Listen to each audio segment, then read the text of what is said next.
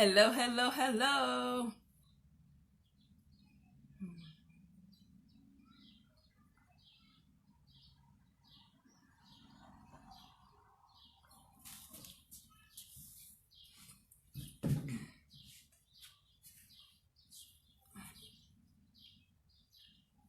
Hello, everyone. It's Listiner Inspires. I'm going to invite some people on and I want to get us started. So let's see. So, for those who don't know who I am, I'm going to introduce myself in just a moment. Um, I just want to see if I can get some people in on here. If not, they'll catch the replay.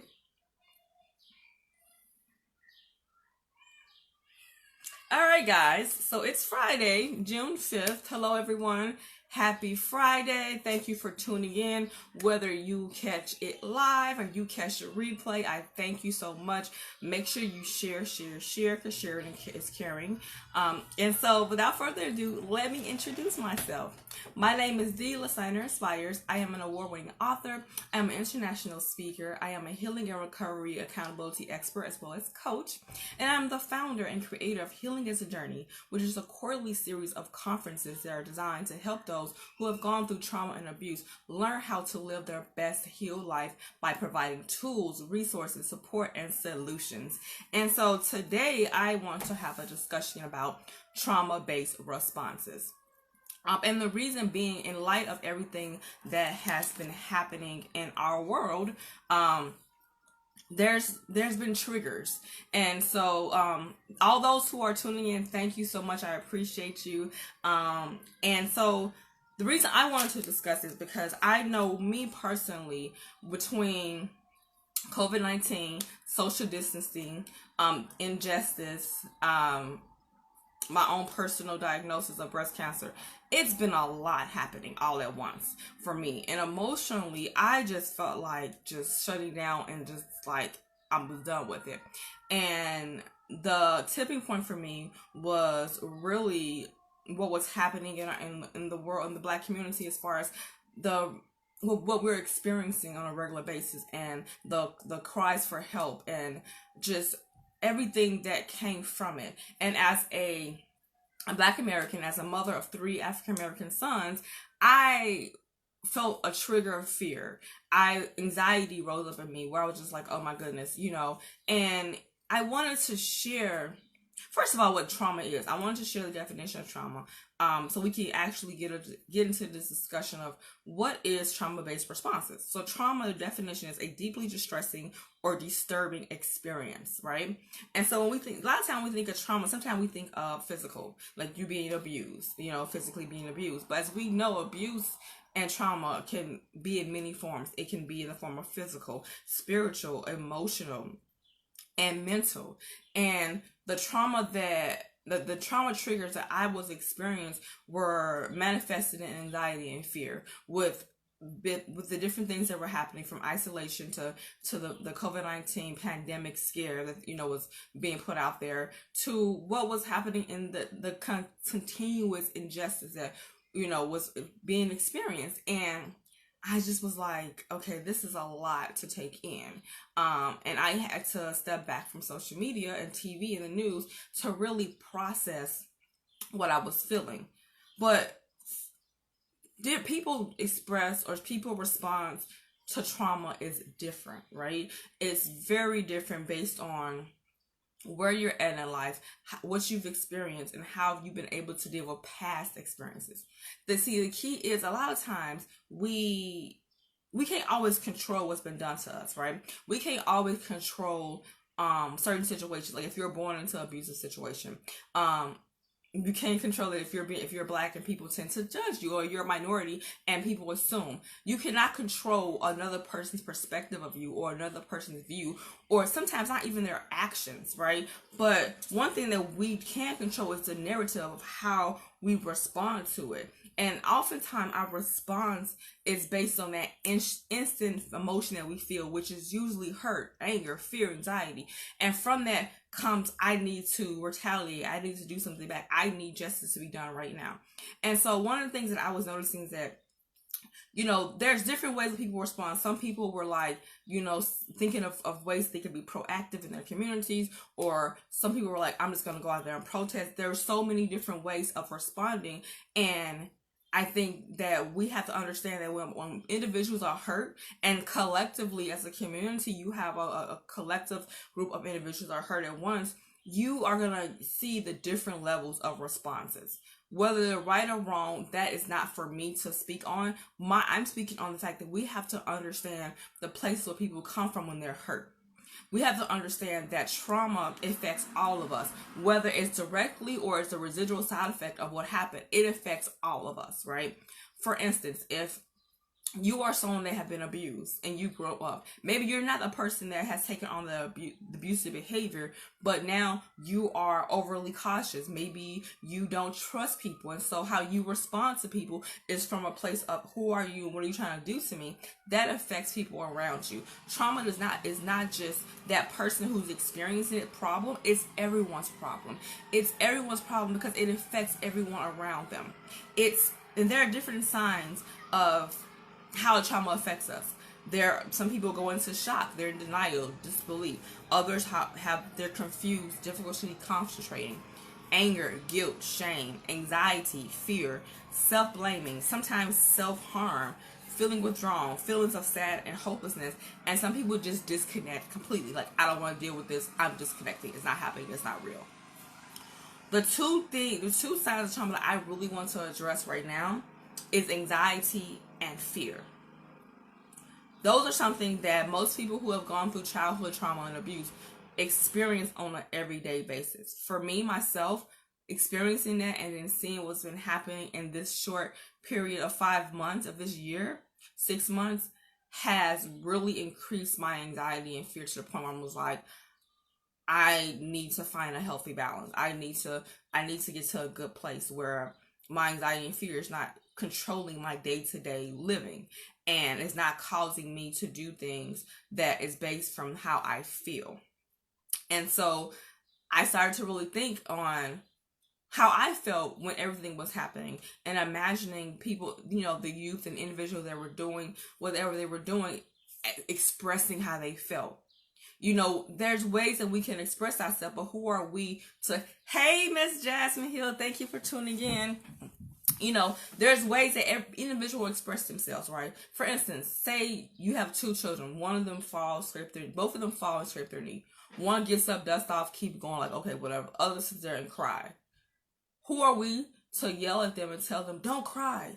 Get up and walk like the other person. Each person deals with pain and hurt in a different way. Now, if this pain and hurt and how they're dealing with it is causing more harm than good, there's a way to address that. Let's find out why. And as we know, one of the signs of trauma that I named was self-blaming and sometimes self-harm. Sometimes we lash out, and when we lash out, it ends up causing us more harm than good. And I think that when we understand that we're all dealing with trauma in different ways, and how we deal with it is based on our past experience with past trauma. If you haven't dealt with other trauma in your life, for instance, if you have been abused, if you have been mistreated, and you've never dealt with that, and then now here we are to this year dealing with, it feels like all type of triggers of trauma, then there's the tipping point somewhere where you're just gonna be like, I'm just done. And how you deal with it may not be the healthiest or the best way. What am I saying? Try to understand that trauma has layers to it. Trauma has long-lasting effects to it. Trauma is not resolved all in one day, especially when it's packed on, especially when you've been dealing with a lifelong lessons or lifelong times of trauma, and you have not addressed it, you have not learned to heal from it, you have not learned to even acknowledge it. A lot of times in our communities, Miss Jasmine says she internalized it until she lashes out, but I'm working on that. You know what? I think we all have that, Miss Jasmine. I can honestly say that, I've had moments where I'm just like, F this is too much, and But I think what keeps me grounded is knowing that, first of all, my faith keeps me grounded. That keeps me from going to a place where I can't come back from. But a lot of times, if we never acknowledge where the hurt first began, how do we start to work through something we haven't even acknowledged in the beginning? You know, if we're all honest, a lot of our childhoods were not the best, right? And that's not saying anything negative against your parents or your family, but a lot of times things are swept under the rug. They're not dealt with. They're like, oh, that's just how such and such is. No, when you don't address things from the beginning, it lays there. Imagine, for instance, if I cut myself, right? I cut it, I look at it, it's a deep wound, and I keep moving. Maybe I cover it with a Band-Aid. I never see a doctor. I don't get it checked out. It starts to like pus form, do all type of weird stuff because it's not being treated, but I keep it moving. I just cover it up and act like it never happened. And then I fall again on that same area, bust open another side of my skin. On the other side, that starts to spread. I look at it, okay, well, it's not bothering me too much. I'm going to cover up and keep it moving. You know, I got stuff to do. Life is happening, right?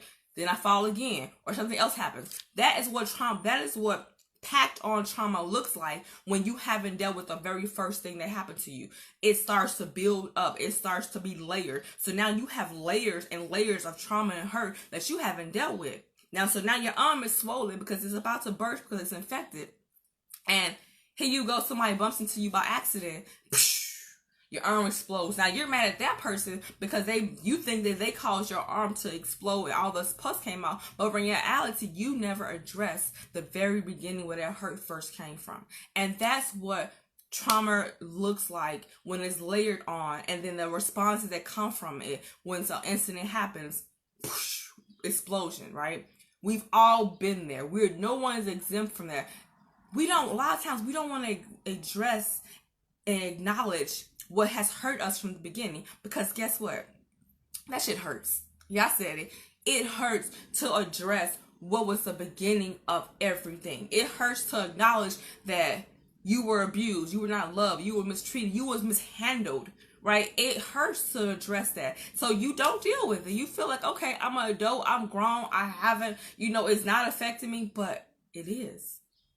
If you pay attention to how you respond to certain things, there's triggers. We have to know our triggers, right? We have to understand what causes us to want to lash out. We have to understand what is the beginning of everything. And a lot of times we don't do that because we haven't addressed what happened to us. A lot of times you will hear me talk about growing up in an abusive home. Before, years ago, I wouldn't have addressed that because I was like, it's done. I'm not going to keep talking about it. I'm here. But I realized that for me, in order to do what I do and to help others, I have to also be honest with myself. There are certain parts of me that has been affected deeply by what I've gone through. Yes, I'm healing. Yes, I've healed from a lot, but there's still certain things that can be re-triggered. And this year alone has been a trigger for my anxiety and fear, and that I had to come to Jesus moment, like, okay, Lord, this is what I'm feeling. I need to work. We need to work through this together, but I need to figure out what works for me. You have to come to a place where you understand what you're going through, how certain things affect you. For instance, if scrolling through social media, watching the news, maybe having a friend that's always calling you with bad news is a trigger, minimize that. Shut out the noise. Figure out what's important. Learn how to separate yourself from what's going on so you can get to a healthy place. That's not always easy because right now we're surrounded by so much that's happening. I mean, so much. I can share with you maybe several weeks ago, I had just had a procedure for my porticaf, and then a week after that, I was scheduled to get my chemo. And I was short of breath, and I actually was having a panic attack because my anxiety had just been building. I went to the ER because I was scared I had COVID-19 because I couldn't breathe. I was short of breath. Mind you, I have asthma, allergy season. None of that came to mind. I was just really having a moment.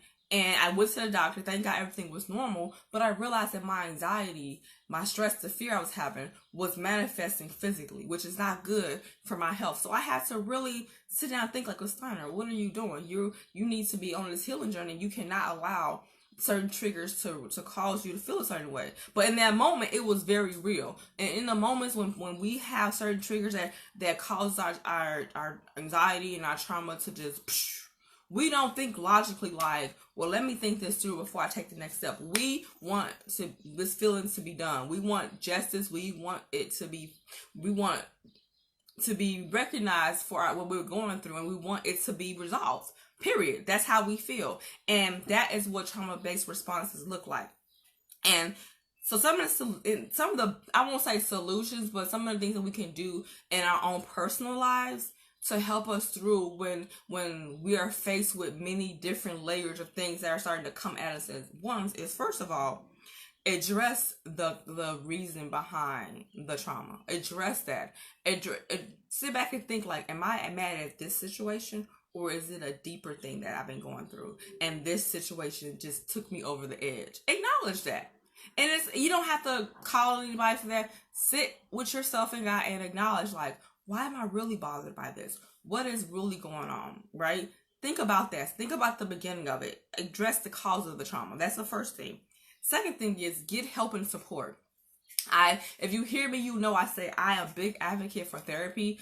I go to therapy weekly. Thursday is therapy day. Like, even if I'm having a good week, I still go to therapy because I need someone neutral to pour stuff out to and get constructive feedback, of constructive way of dealing with stuff. And getting that support and help does not make you weak. It does not mean you can't handle life. It means that, actually means you're strong, because you're acknowledging you need help. We all need help. I don't care where you're at in your life. I don't care where you've gotten.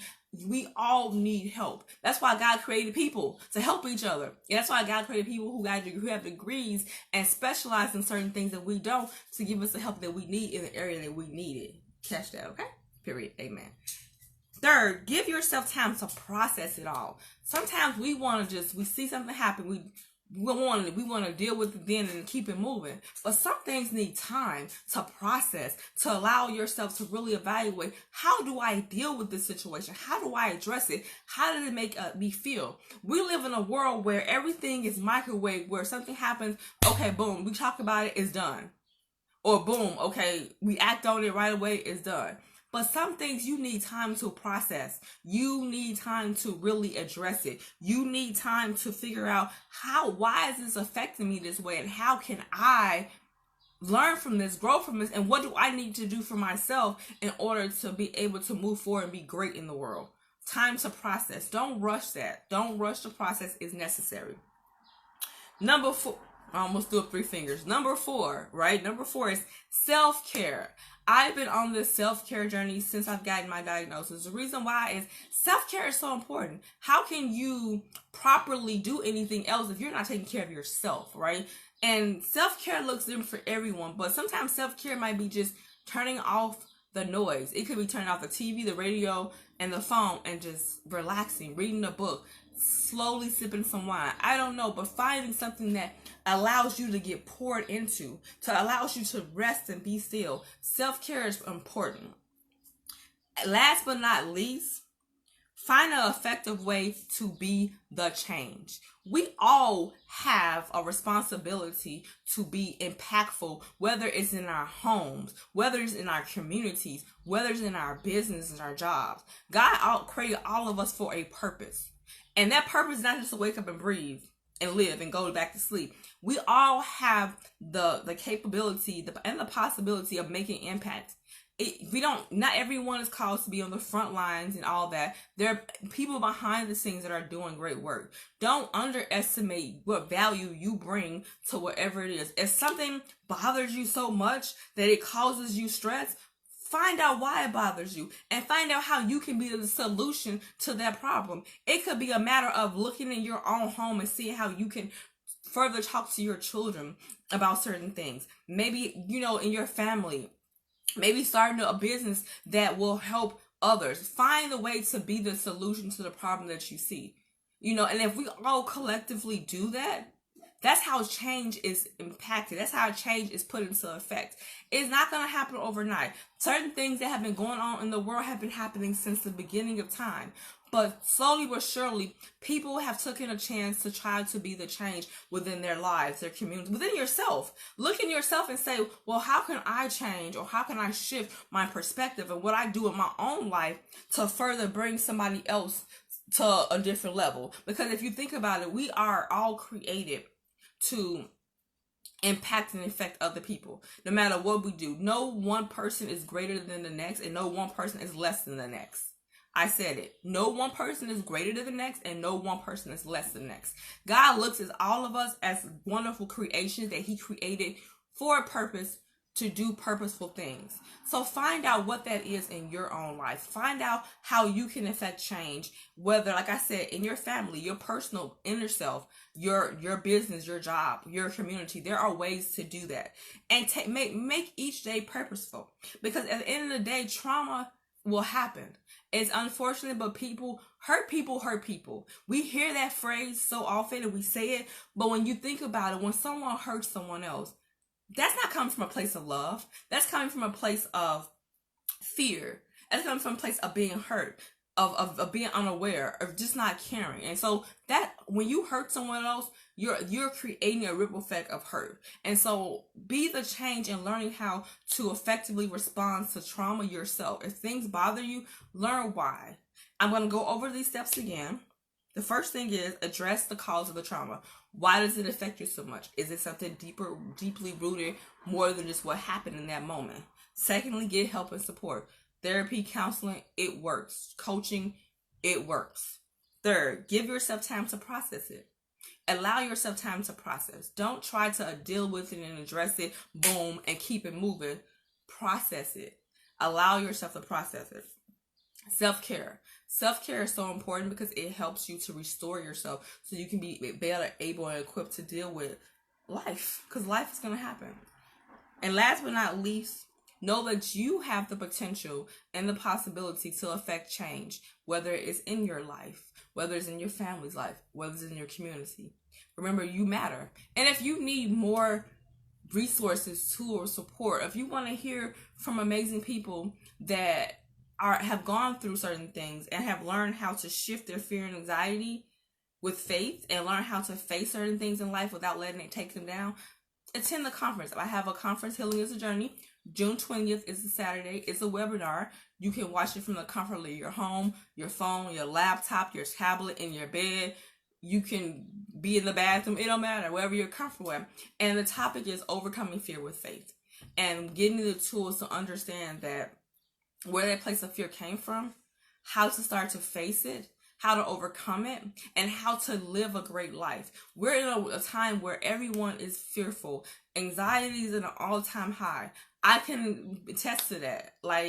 But it's okay to say you need help.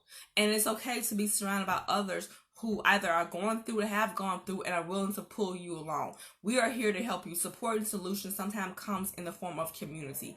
So if you want to attend, I put the link in the caption and title. It is bit.ly/HIAJ live. The webinar conference is June 20th, Central Standard Time, from noon to 2. We have amazing speakers, featured vendors, and you get a swag bag, which comes with my Kick Fear Out book, as well as we have TGIN products, and you get the replay links. You get to go back and rewatch it, and I also will be adding a complimentary downloadable worksheet to go with it as well. I think that's a great value for $25. It's a great investment, especially during this time where fear and anxiety, like I said, it's just really getting to us as a society. This is what I'm doing in my part to affect change and be the solution for the problem. And starting Monday, June 8th, on my Facebook page, I will be reading from my best-selling book, Kick Fear Out, which is a faith over fear journal. I will be doing a reading and teaching from it every single day at 12:30 Central Standard Time. We're going to have a discussion. You can ask me questions, and I hope to see you then. Thank you, everyone, for tuning in. If you know someone that maybe needed to hear this message to encourage them, share it with them. Tag them in the comment section. I want us all to understand we're in this together, and we're going to get through this together. I love you all. Be blessed, be bold, be you.